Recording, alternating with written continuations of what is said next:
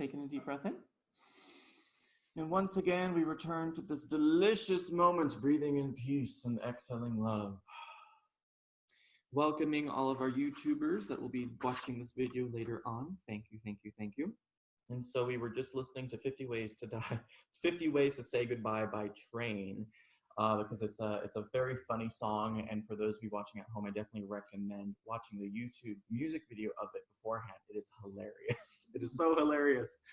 And what I like about the music that we pick here, which you may notice a theme, is that it's fairly mundane. It's kind of in the mundane collective consciousness that I talk about in my book. And something I wanted to start with today is that I can't remember who said it or if it's even just kind of a general thing out there, but our ordinary life is our spiritual life.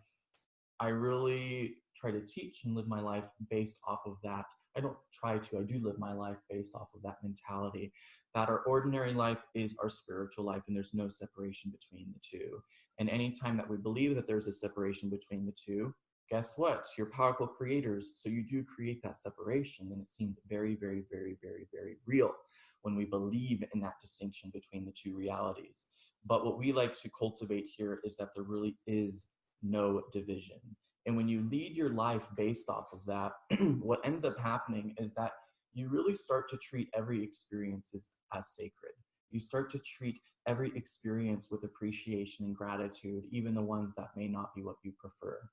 And I can't remember the exact details, but there was this story, the Zen story of this man who just came in off the street into this shrine, and he went up to like this holy relic and he put his feet on it. And then the monk that was in charge of it just freaked out. He's like, this is a sacred site. How can you be doing this? And then the man who put his feet on the holy relic, he said, name one thing on this earth that God has not touched. And then the monk couldn't. And he said, exactly, absolutely everything is divine. Absolutely everything is sacred. Now, whether or not you believe, whether or not you're religious or atheistic or just spiritual, we can understand that in a sense where everything is deserving of our appreciation because life itself is the greatest miracle.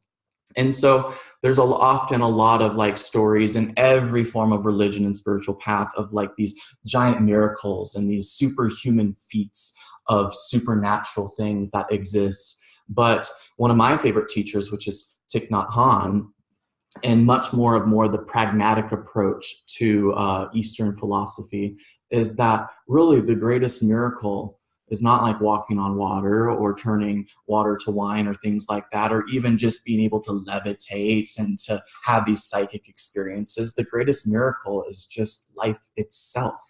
If you really take a step back, which we constantly take life for granted, and every time we get pissed off, we're taking something for granted because we're getting caught up in the negative illusion of what is somehow wrong in our lives, that we're judging as wrong with our lives. But the very essence of this life is a gift, is a blessing. And even just staring at Andrew while he's sleeping and just being like, wow, how does this body function? I mean, there's so many components in it that make this experience real, all of our senses, which we constantly take for granted because we notice one thing that is out of alignment, that we don't prefer, that rubs us a way that we do not like, and then we instantly completely forget about the rest of the beauty. I do that with Snow Angel. If you're in my life, sometimes you just catch me staring at you. I do that because it's like, oh, appreciation, man. And so there's Snow Angel, just this wolf husky dog. And I'm just like, what a beautiful creature this is, and how we're able to have this human-animal connection and just share in this beautiful moment. But when I'm caught up in my own stresses of like money or like trying to expand a business, or if there's any like family stuff going on, guess what? I'm just like, oh, you want to go potty? Okay, let's go out, and you're not even aware of this beautiful experience that you're having with this dog where you want to play. It's like, not right now, you push away. I'm sure some of your children do that to your kids as well. They want that attention. They want to connect, but then you're caught up in your own stuff. And so we create that separation there. But the funny thing is that separation that we're feeling is real. For those of you who believe in the law of attraction, whatever you place your focus on becomes a very real experience. So even if you're watching a scary movie and you know that it's false, you are, if you're scared by it, your body is having a physical reaction to something that you're perceiving that isn't real. Does that make sense? The mind has such an impact on the body. And so who is to say that these things are not real? And so whatever you believe to be true about yourself, about life, it completely changes the way you're responding to it, the way you're interacting with it, but it also has a chemical influence on your body as well, such as fear, such as anxiety, such as guilt, such as shame. All these emotions that we caught up in does create chaos in our body and does create external chaos. But the funny thing about these teachings is that once you stop participating in all of this mumbo jumbo, your reality changes. And so like what we shared, yesterday was our 1-year anniversary since moving here, and Andrew Salm was sharing the fun 6 months we had of the remodeling experience and how much pain and suffering there, I wouldn't call it suffering, but there was pain and there was a lot of inconvenience, and all of that could have justified anger, right? All of that could have justified fear. All of that could have justified exhaustion. And then I could use the exhaustion, fear, and anger to justify my negative reactions to my husband. Who's done that before? Where you've just really had a rough time. And then, you might speak in a tone to your loved ones. And then, they might call you out on it. And then you say, well, blah, blah, blah, blah, blah. You instantly come back with an excuse. But there really isn't an excuse for being out of alignment, because when we're out of alignment and then we're doing more out of aligned things, it just continues to perpetuate and then it doesn't stop. And so somewhere along the way, we just have to say no. And that's what this tenet is all about. Chaos is an illusion. We seek harmony. So let me go ahead and read this real quick. You can follow along if you want, if you have your little handout. So excerpt from Living Peace, page 105. Traditionally, chaos is defined as disorder, physical, and confusion, mental. However, in Living Peace, we add that chaos is also energetic. Our vibrational aura is in turmoil due to the disharmony among our mind, body, and heart. The reason we state chaos is an illusion is because it is a pure mental and emotional state that influences our physical. So we can quickly pierce this delusion and return to peace at any time. The external chaos we see out in the world is in individuals or groups is simply the byproduct of their inner turbulence spilling over. While the perceived chaos we see in nature is actually not chaos at all, but life's natural balance and flow. A lot of people try to justify chaos as like, well, natural disasters. I'm like, no, that's just the earth doing its thing. I'm talking more about the chaos that we feel on an individual basis that we then spill onto our loved ones and onto our communities and onto our nation and onto other countries. We just get so caught up in a mindset that puts us in fear and turbulence that we can't help but just share it. For those of you on social media, you have either done this to yourself or you've seen other people, where people now spill their own mental chaos onto social media posts, or they'll comment on other people's posts. And it's funny that these are just ideas, just opinions, just feelings, just emotions that we're constantly spewing out there. So not only is it happening in our day-to-day lives with the interactions that we do have, we're now doing it digitally constantly, because now you have like this journal that you could just constantly post things, whether vague or direct, and then it's just we're spilling our neurosis so that we're seeking validation from other people. Either maybe we're seeking affection and appreciation, more likely acknowledgement from other people for our pain, or we're seeking people to agree with us.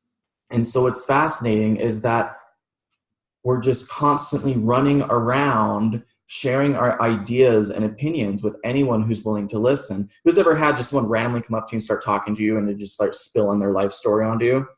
That happens too. Who's done that to people before? I've accidentally done that when I was in a lot of pain. I'm just like, here it is. And unfortunately, this is a beautiful thing that it can lead to connection, because anytime we do that, really what we're asking for is connection. We just want to be seen. We just want to be acknowledged. We just want to be heard. But what's fascinating is that we don't go to the places that accomplish that. Like this is a situation, this community, this center, our classes, our sessions, all of that is for building peaceful community and connection. But you notice that sometimes people don't consistently come, and sometimes the reason that they'll give for the excuse of not coming is because they're in turmoil themselves. There's just too much going on.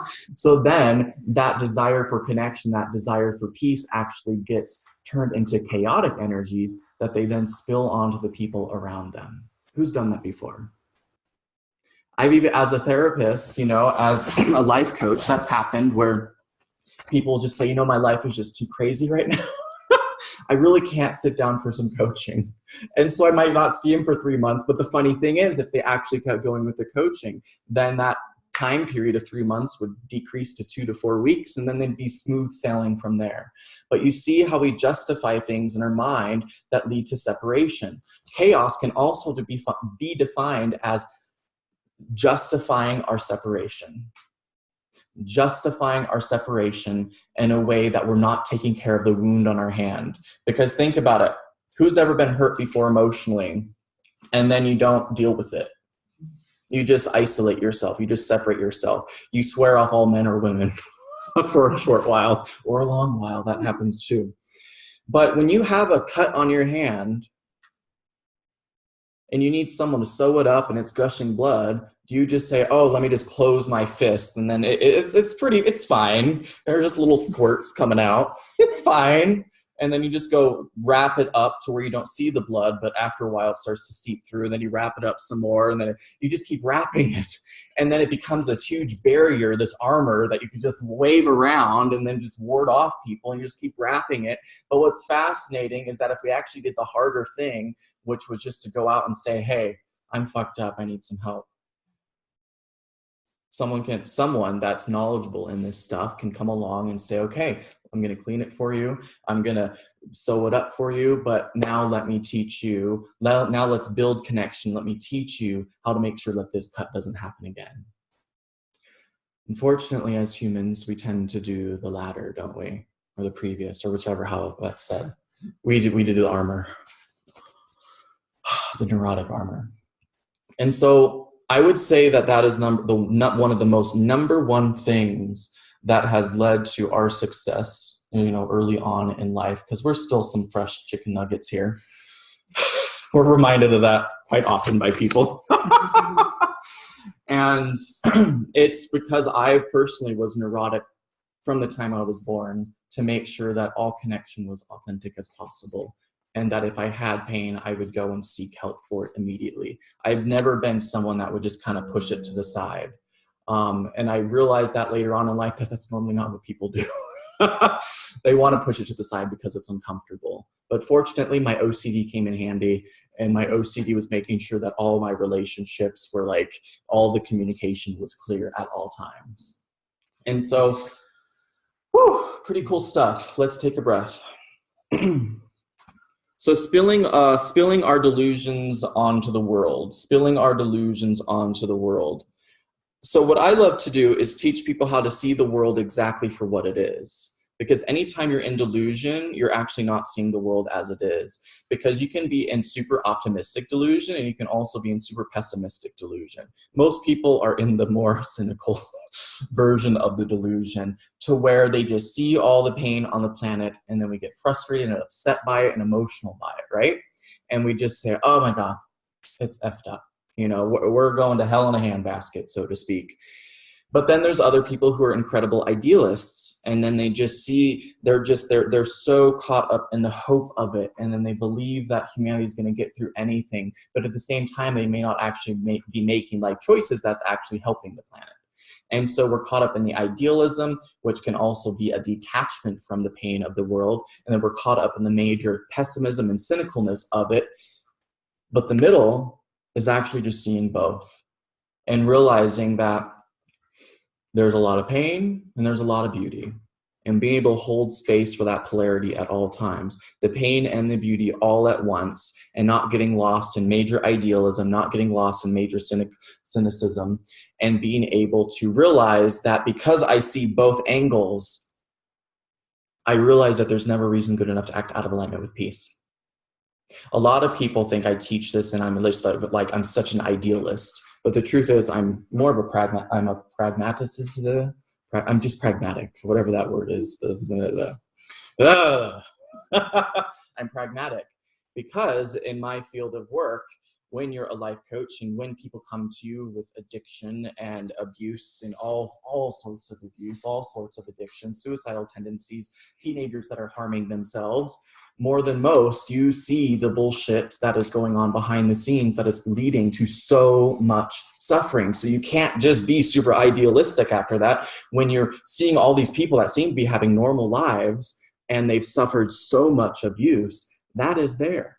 That is there. So every single one of us in this room, we may look put together, but all of us have been through some shit. Some of us more than others, but the fascinating thing about suffering is that it feels equal no matter the degree of what the pain is. When you're caught up in your own suffering, it just feels as intense as someone else's suffering that may not seem similar. And so it's a very unifying principle that especially Thich Nhat Hanh in Buddhism teaches. Everyone is suffering. Therefore, compassion is the ultimate choice for us all to make. And it's an easy choice for us to make because when we realize that we're all suffering, it's so much easier to unify and to take a step back from our ego and to bridge that gap of communication. And that's why I say there's never a reason good enough to act out of alignment with peace, because when we get to this any degree of self-awareness, you start to realize that spilling my anger, spilling my fear, spilling my frustration, spilling anything on is just leading to further pain and suffering and separation. And so I take a step back, and there's been times where I've made vows at certain parts of my life where I'm like, never going to raise my voice again. I'm never going to speak in argument with someone again. I'm never going to ... And guess what? I was successful because that momentum behind it, and I saw the suffering for what it was, and I realized that me spilling my pain is not going to alleviate my pain, but it's going to make someone else feel pain. I even did this a year ago with my parents because I realized when I would go to their home and I would speak negatively and just vent to them, then they would start bickering. And I'm like, oh my God, what am I doing? I'm bringing my aura, my vibration into this area. And of course, if they were fully living the teachings, it would not influence that, but that's not their job. My job is to live the teachings. And so when you come and spill your stuff onto me, I'm able to hold space and patch it up for you. But when you're going to your family and just venting to them and being super negative about something, and you just because it's a safe place, and then they feel bad for it because they're your parents and they have that attachment. And then all of a sudden it just leads to some not so great vibes. And all of it was just for my own ego's validation of wanting to vent and to be heard. But it didn't actually make anything better. It made things worse. Interesting. Yes? Can I ask you a question? So in Buddhism, there's something called the Four Noble Truths, and I don't remember them all because I'm not a great Buddhist. But I know the first one is there is suffering. Correct. And the second one is something to the effect of we make our suffering worse because we think it should be different. We think we shouldn't be suffering. And I struggle with that. Can you help there? Yes, I can. Okay. So I can reiterate the Four Noble Truths. So in Buddhism, the Four Noble Truths, the question was. So the first one is suffering exists. The second one is there's a cause of suffering. The third one is there's cessation of suffering. And the fourth one is to cease suffering, follow the Eightfold Path, which then leads you into the Eightfold Path. Right. And so, yeah, I actually wrote an article on this. It was quite juicy. But one of the causes of suffering is our attachment to anything, our attachment to things that are impermanent, but we think that they're permanent. And that is a huge major cause of suffering, as well as because that's delusional thinking. But what you were saying was a great cause of suffering is the belief that we should not suffer. Absolutely. And so there's a key word that I teach in all of my tenets, which is resistance. Resistance. Anytime we're resisting anything that is not the actual reality of what it is, you're going to lead to further chaos, further delusion, further suffering. So anytime that we're resisting anything that is not the actual reality of what it is, it's going to lead to further suffering, further delusion, further attachment, further ego, further all these things. And so when we look at life factually, from that vantage point. And when I'm saying factually, I'm not saying pessimistically when you're looking at a horrible situation, because instantly when we get into a horrible situation, there's violence and there's a shooting and people died, we think negatively about it. But again, we're only seeing 50% of it. There's also the 50% of it where it's going to lead to connection, where there's going to be healing, where there's going to be openings of the heart. There's also going to be closing of the heart. There's also going to be pain. But all of these things on the planet, there's always a polarity there. And so when we get caught up in the resistance of saying, this should not be happening, oh my gosh, how terrible, I should not have to feel this way, those people should not be having to go through this, see all these shoulds, we're projecting a wish onto a difference of reality than what actually occurred. And so we're not actually seeing the reality for what it is, we're seeing our idea of the reality. And that's what causes the suffering. Change. Back to change. Back to change. We resist change constantly. And that therefore leads to the suffering. Our suffering with our remodeling project, you know, it cost 4 times as much as we anticipated. And then when you went from having a nice savings to having nothing at all, you know, that's, I think, relatable to everyone here in America or everyone in the world. That can lead to a lot of suffering. And I was pissed off at it there for a short, hot minute. Just like, oh, this shouldn't be happening because we're having to do all these extra things that the town was making us do that ended up we really didn't necessarily need in the first place. And it costed thousands upon thousands more. Once I accepted it, accepted the pain of that, accepted the reality of it, boom, back to inner peace. It is that simple and that difficult. Yeah. So let me share a perfect example of that. Some of you may have heard this fun story. So once upon a time, there was a farmer in Asia, and he had, you know, him and his family lived on a farm, and he had a horse that plowed the fields, and then the horse carried the goods up to the market and all this beautiful things.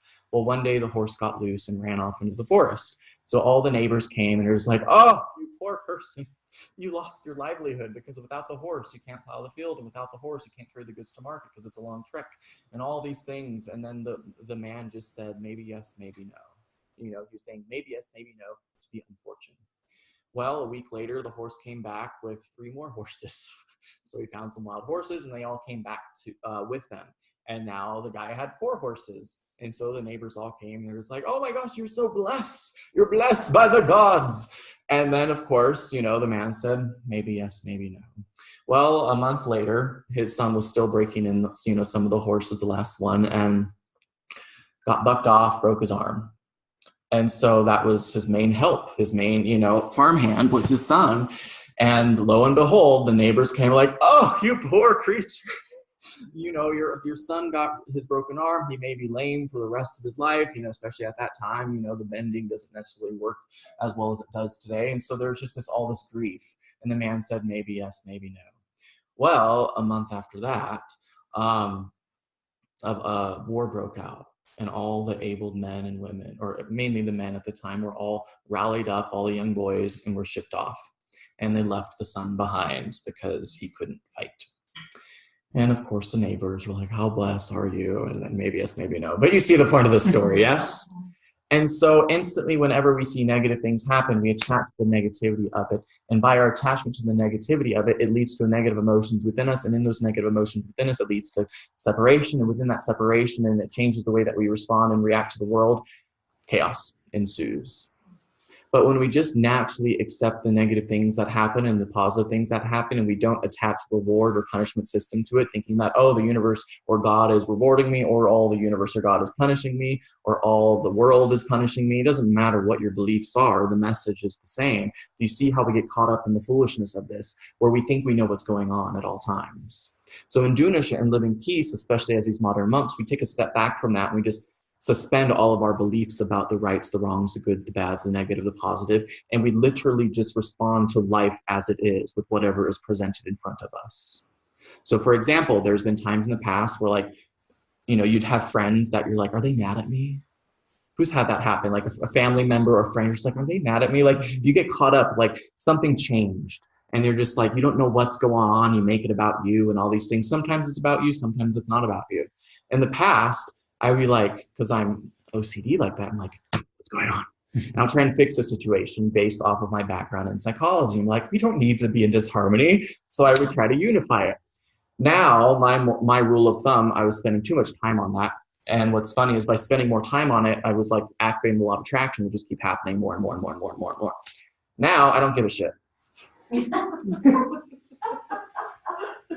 Because here's my rule of thumb. If there is disharmony between us, tell me. And if you don't tell me, I will not know, because I'm not going to spend days guessing.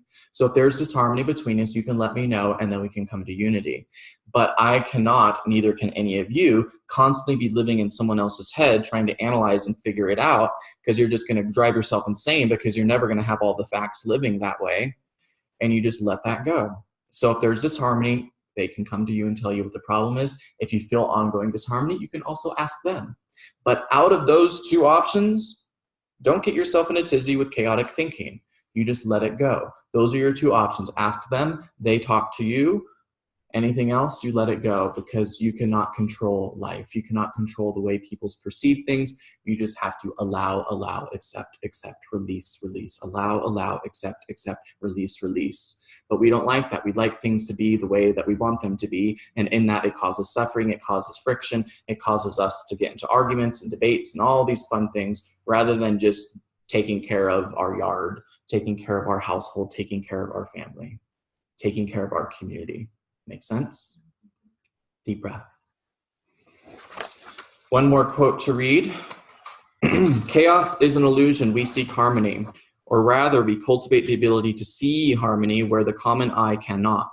As discussed earlier in this book, our egoic mind has a tendency to make sense of the world by compartmentalizing things as good, bad, right, wrong.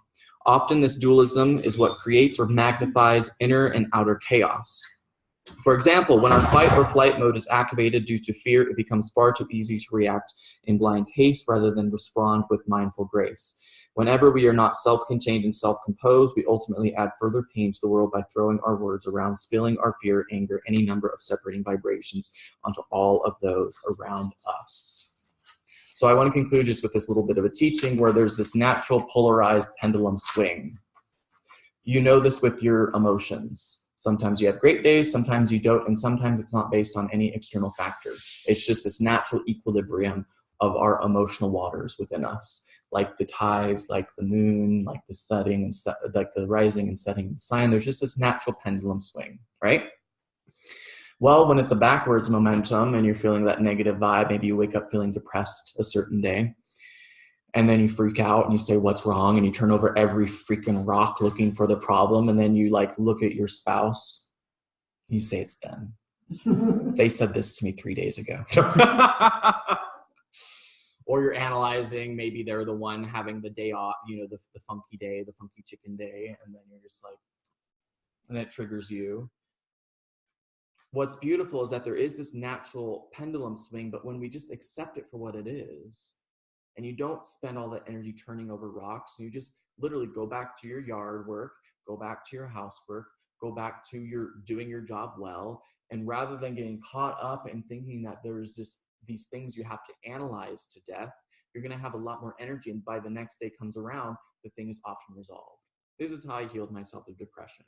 I healed myself of depression when I was younger at 16 by completely shifting my relationship with myself using mastery of thought, mastery of impulse, mastery of emotion, and the delusions I was getting caught up in, because I was a stinky thinker, constantly caught up in negative thoughts, and then it would lead to negative emotions, and those negative emotions led to negative reactions of separation, all that fun stuff.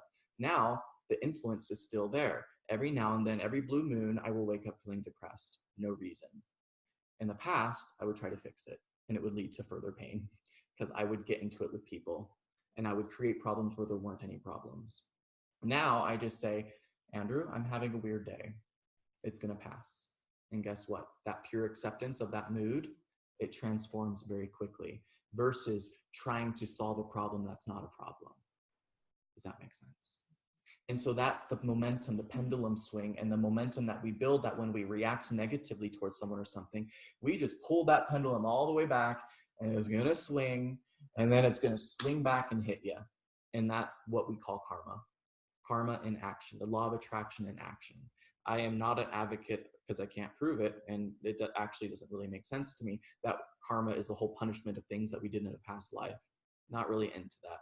My idea of karma is purely right here, right now. Because the funny thing is that once you get into inner peace, even if you have that weird negative karma from decades ago or past lives ago, you instantly can transcend it, all based off of what your thoughts are right here, right now, your relationship with self, relationship with others, relationship with the world, and if you have inner peace or not.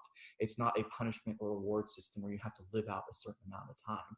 Once you wake up, once you reach that enlightenment, once you reach that inner peace, your whole reality changes. So that is proving to us that it is the law of attraction and action, that everything is becoming alive and activated based upon our mental perceptions. So you're not suffering from something shitty you did 20 years ago. You're suffering from it because you keep reliving it in your mind based off of your relationship with it. You have guilt. You're creating the guilt. The guilt's not coming from the universe like saying, guilt, you need to suffer for another decade. No, you could have healed yourself 5 days after the event, but because we got attached to an idea, a perception, we kept it alive and activated every new morning, activated every new morning, activated every new morning, or anytime we're triggered by it, activate it. Once you have inner peace, it goes away. But how do we get to inner peace?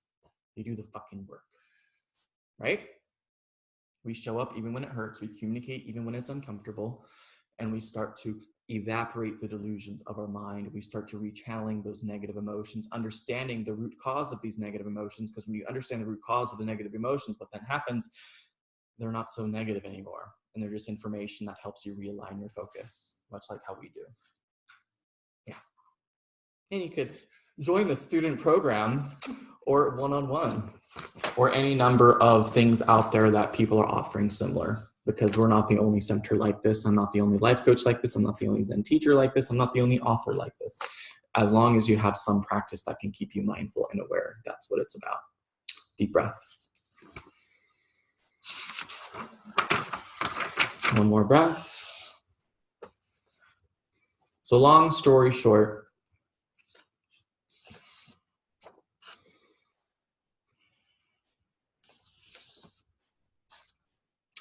what really ends up happening when you do this is, of course, peace, but really it's just the happiness. Because when you have a clear mind and you can show up with other people on the planet, in the world, you do start to see more of the beauty than the pain, than the chaos, than the duality. You just start to see that everyone is worthy and deserving of loving kindness. Everyone is deserving of loving kindness, and no one deserves it more or less than even people who are in immense pain, because the very reason that they're in pain is probably because they never really had that loving kindness. So they don't know the relationship with it.